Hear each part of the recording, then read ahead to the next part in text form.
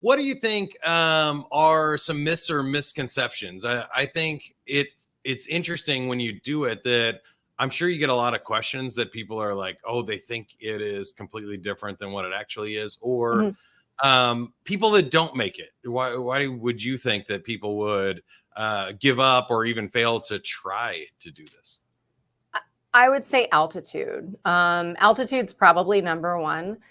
Um, I have heard so much, read so much, and then experienced so much of the people that are there that work the mountain like it's their office and lead you up there, that I'm sure there's companies out there that don't have super strong personnel that can help you get up that and kind of reach past some of those mental things that you can go through on a multi-day span of an event like that, like climbing Mount Kilimanjaro.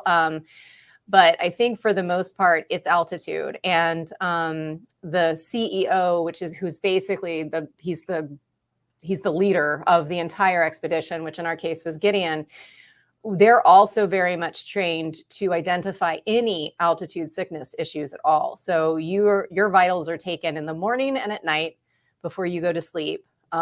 He's consistently asking you how you are.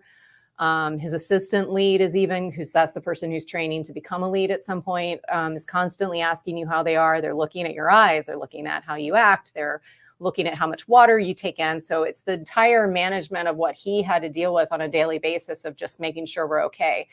So I think if you did not have the support that obviously we had exceptional support, and I'm sure there's a lot of companies that definitely do, because it can be life threatening if not taken care of correctly.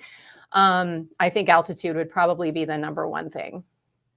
That's interesting. There's some lessons there too. I've already heard about good management and leadership and coaching your team and paying attention to them. And Yeah. like you said, watching their eyes and Mhm. checking in with them a couple of times a day. Like, Yeah. if you want to keep your sales team going, those are some pretty good lessons right there. 100%.